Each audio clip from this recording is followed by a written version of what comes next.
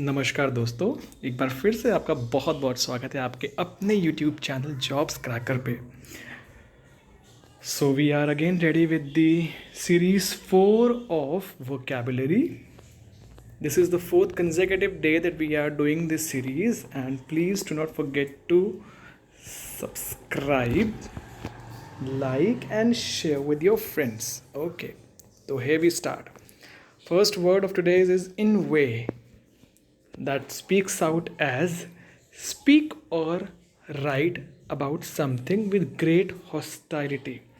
किसी की घोर निंदा करना, ठीक है।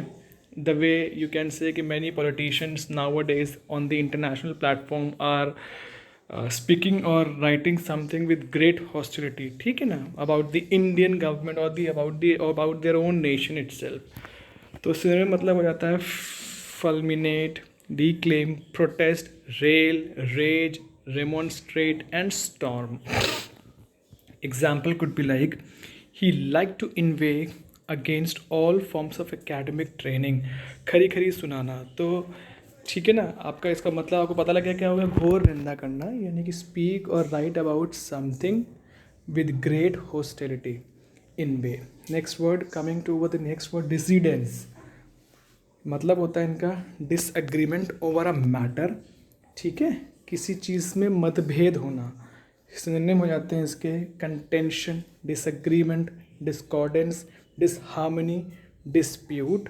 Okay, then the sentence is as dissidence of the intellectuals. कुछ इंटेलेक्चुअल्स में आपस में मतभेद हो जाना, या you can say that though the governments may have dissidents, but at the end they all think about the nation's welfare. Next word is clairvoyant. CLAIR, clairvoyant, VOYANT. तो इसका मतलब होता है person who some people believe has special mental powers and can see what will happen in the future. भविष्य में होने वाली घटनाओं को देखने में समर्थ समझा जाने वाला व्यक्ति, भविष्यदर्शी व्यक्ति, अतीन्द्रियदर्शी व्यक्ति। तो इसका सिनोनिम होता है fortune teller, forecaster of the future, crystal gazer. तो इसका मतलब हो गया कि जो भविष्य का प्रेडिक्शन कर सके उसको हम लोग बोलते हैं clairvoyant, right. She has had a message from a clairvoyant that her son is alive and well. तो उसको किसी क्लैरवोयेंट से मैसेज आया था कि उसका जो बेटा है वो जिंदा है और ठीक है।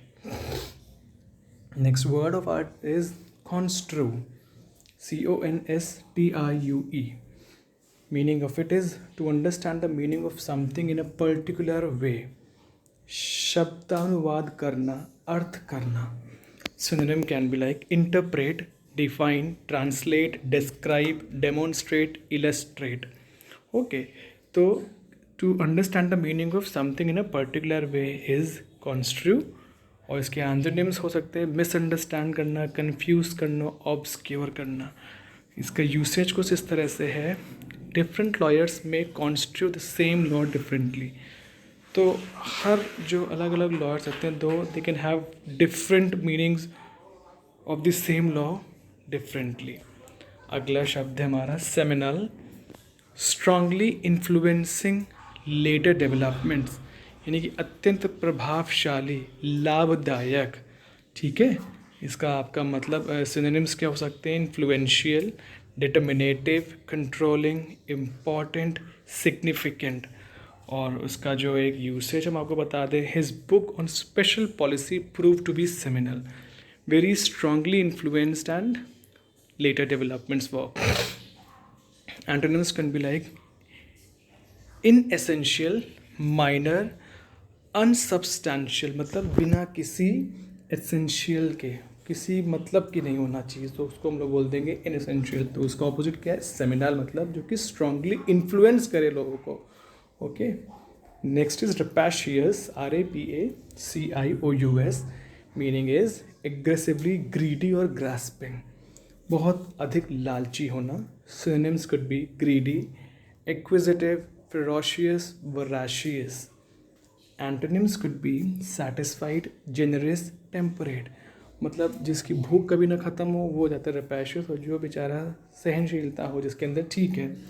उसको हम लोग, या जिसके अंदर थोड़ा सा भी क्षमता है कि ठीक है, उसको हम लोग बोलते हैं satisfied. Well, so dear friends, if you want the PDF of this particular words, you can write it in our comments. We can provide you with them also. Okay, till then take care, all the very best. अगर आपको कुछ सुझाव आपके आने हैं आपके तरफ से तो भी हमको मैसेज करें, कमेंट करें, ताकि we can work upon them for your betterment. Thank you.